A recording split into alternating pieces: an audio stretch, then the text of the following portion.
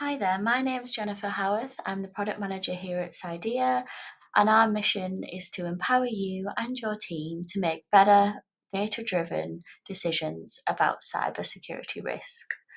Our platform provides a centralized place for you to manage risks, controls, your implementation progress, and also your compliance efforts. In this video, I'm going to give you an overview to the whole platform and the value we can provide. In this view, you can see the activity, and this is the activity across your whole risk management plan and risk process. So you can see the past activity when I've edited or added controls, when I've updated risk assessments, when I've updated risk scenarios. You can also see the future work. What are you going to do?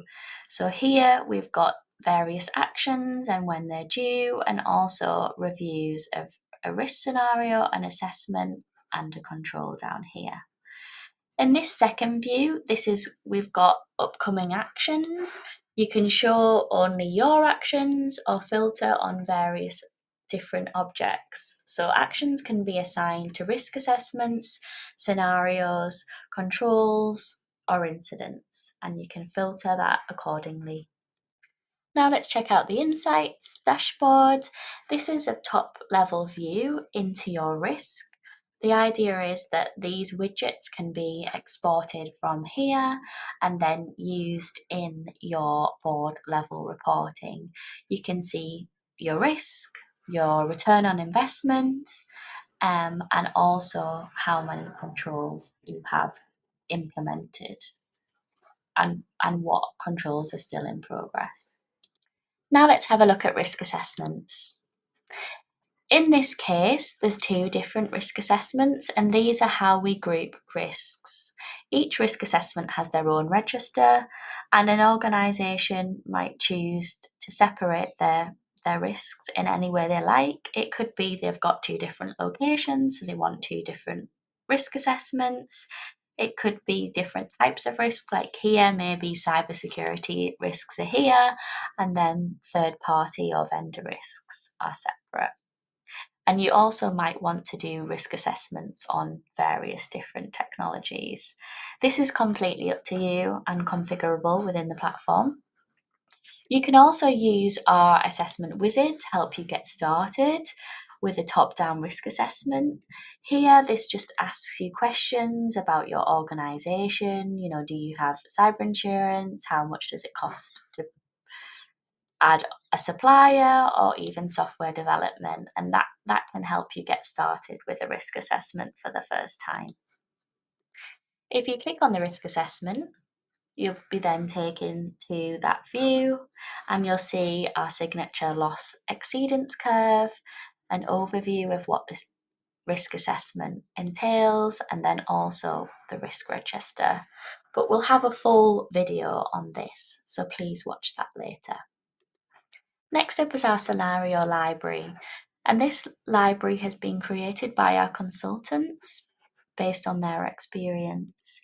Each scenario risk contains a description, what the name is, the source, event, and consequence values that make the most sense, the risk narrative, but then also the most important bit, how do you quantify that risk?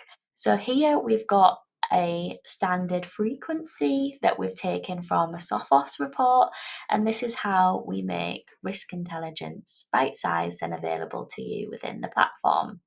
We also have a consequence for the lower and upper ranges, and this helps you get started with risk quantification, which can really help when trying to translate cyber risk, which is something that can be quite technical, to the board member that understands financial figures.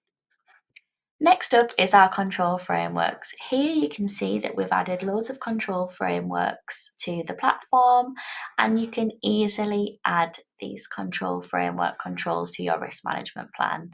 Simply check the ones and click Add to Risk Management Assessment. And that will go to the risk management plan. So let's have a look there now. This is a list of all of your controls. Controls are how you manage your risk and bring it to an acceptable level. Controls can be in various ways. The first is a completely custom control. You can edit this any way you like. You can also add it to a source framework. You can also import the controls from the framework like I showed you in the other view. You can simply click here to add some and then add at the bottom of the page. You can also import a CV. Simply download the template and then drag and drop your control list here in a CSV format. The platform also makes it really easy to link controls to scenarios. So here I've already linked these controls to this access rights control to malware and data breach.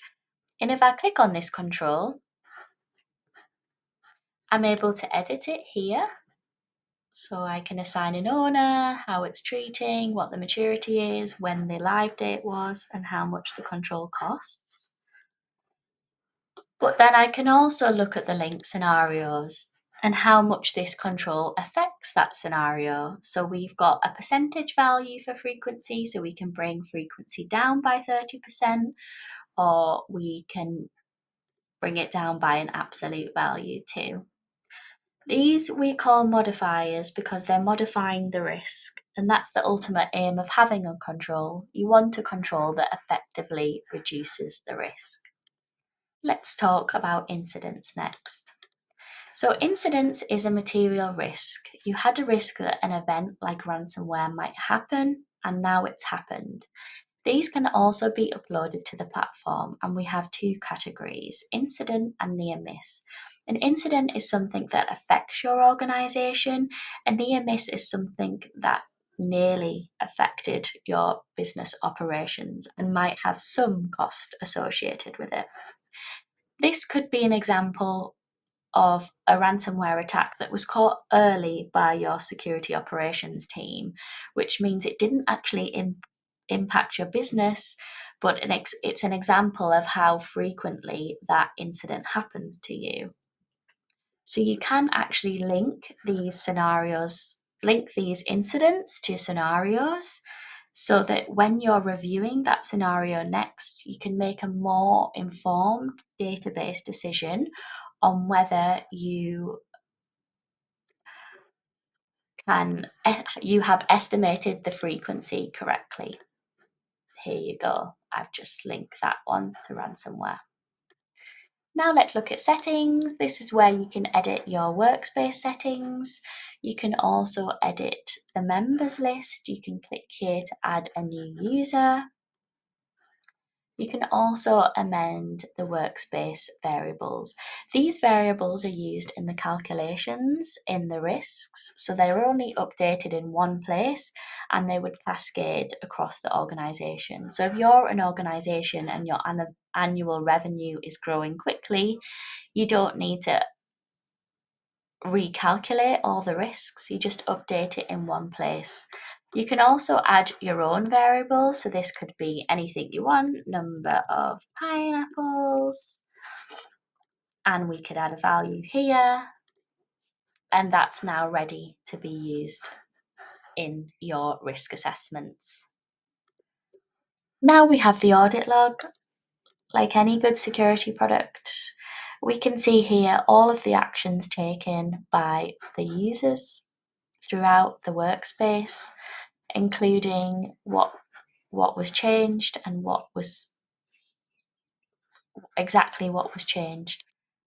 This includes whether something was added or deleted, and it also tracks the user's action and what time that was, offering complete transparency. So that's a brief guide to the whole platform and how we are helping you close the loop on cyber risk. Please contact support@cydea.com if you have any issues, and also watch our other videos. We'll see you there. Bye.